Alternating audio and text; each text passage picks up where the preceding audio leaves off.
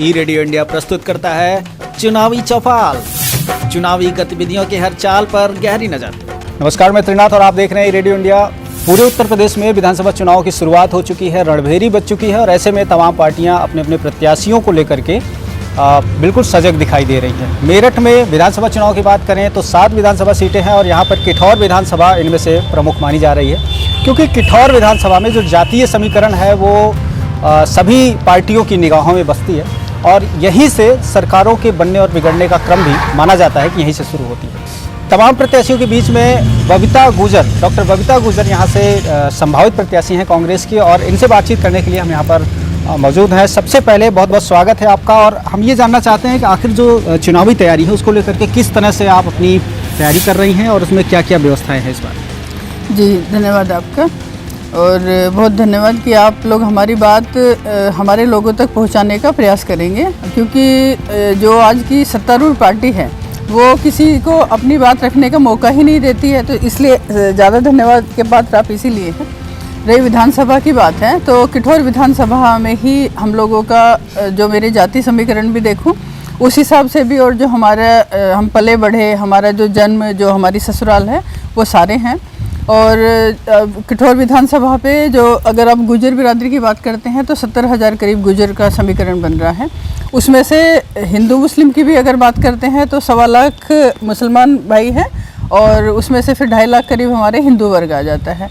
दूसरी सबसे बड़ी बात है कि हम जाति और किसी संप्रदाय पे ना जाते हुए हम ये बात करते हैं कि क्योंकि हम कांग्रेस से बिलोंग रखते हैं और उन्हीं की विचारधारा को आत्मसात करते हुए जिस तरह से एक नारा आ रहा है कि मैं लड़की हूँ लड़ सकती हूँ, तो हम जो आधी आबादी का प्रतिनिधित्व करते आए हैं, आज हमें हमारी प्रियंका दीदी ने वो मौका दिया है कि हम अपने लोगों तक अपनी बात पहुंचा सकें और हमारी महिलाओं को सिर्फ इसी बेस पे बाहर निकाल के अपनी तरफ ला के उनका खुद का प्रतिभागिता हम चुनाव में दे सकें कि भाई हम आधी आबादी का हिस्सा हैं तो हम वोट डालने का अधिकार भी हमारा खुद का होगा।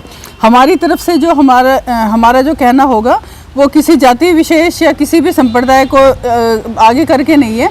हमारा सिर्फ इतना होगा कि जहां हमने जन्म लिया उनका हमें लाड प्यार मिले, और जहां हमने महिला बन के जन्म लिया उन हमारी बहनों का हमारी तरफ एक प्रभाव पड़ के हमें चुनाव में जिताने का प्रयास किया जाए। अच्छा, पिछली बार विधानसभा के चुनाव जब हुए थे 2017 में, तो कांग्रेस की जो स्थिति थी यहाँ से बड़ी दयनीय कह सकते हैं, क्योंकि वो क्रम बहुत पीछे था जीत का जो था, वोटों की प्रतिशतता की बात करें तो।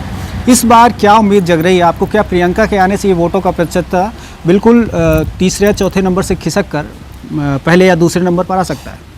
देखिए, पिछली बार की अगर बात करें 2017 की, तो हमने पार्टी ने काफ़ी प्रयास भी किए थे, बहुत सारे प्रोग्राम्स भी किए, हम लोग भी गए, मैं भी बल्कि उस दौड़ में शामिल थी, विधानसभा की तैयारी भी की थी।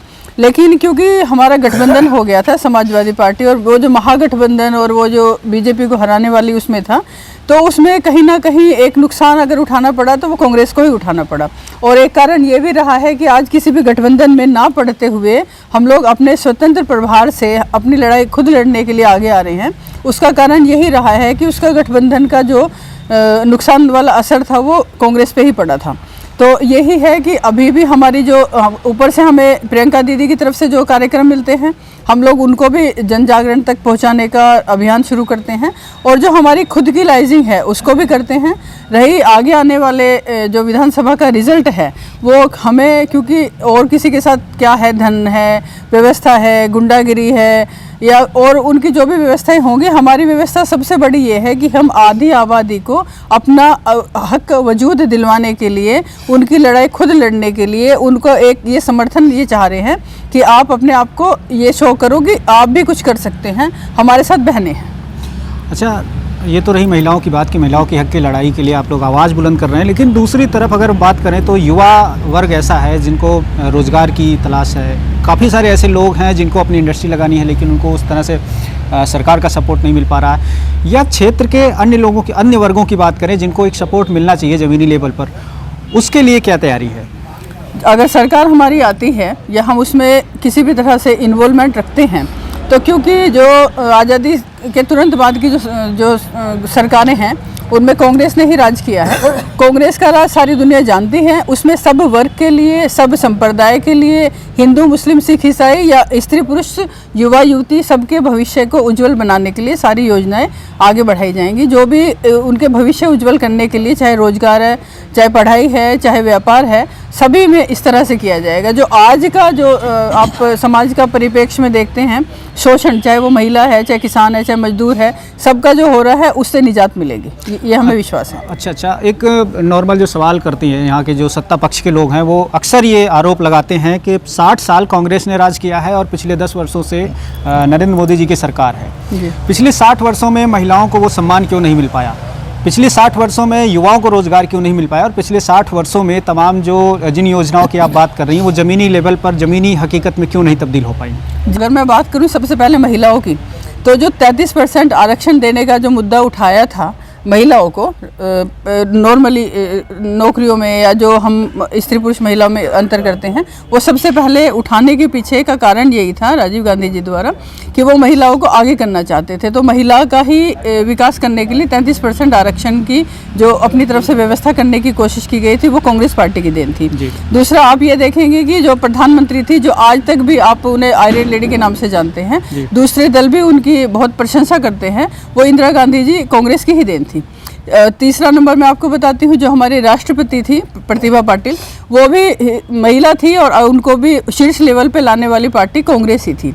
जितने भी हमारे लोग हैं, जितनी भी हमारी महिलाएं हैं, या हमारे संगठन में जो काम करती हैं और जो आगे बढ़ के काम करती हैं, चाहे वो स्पीकर के तौर पे हो, चाहे वो राजनीति में MP MLA वाली बात हो, अगर आप प्रतिशत भी देखते हैं तो कांग्रेस पार्टी का ही ज़्यादा मिलता है। तो ये थी बबीता गुर्जर, जो किठौर विधानसभा क्षेत्र से इस बार कांग्रेस की संभावित प्रत्याशी के तौर पर अपना परचम लहराने की ओर अग्रसर हैं। और ऐसा लग रहा है कि इस बार जो किठौर विधानसभा है, वहाँ पर पिछली बार की तुलना में इस बार कुछ ना कुछ उठापटक जरूर होगा और इस बार कुछ ना कुछ नया परिवर्तन जरूर देखने को मिलेगा। मिलेंगे फिर किसी न किसी नए एपिसोड में किसी नए प्रत्याशी के साथ। तब तक के लिए दीजिए मुझे इजाज़त। नमस्कार। ई रेडियो इंडिया प्रस्तुत करता है चुनावी चौपाल, चुनावी गतिविधियों के हर चाल पर गहरी नजर।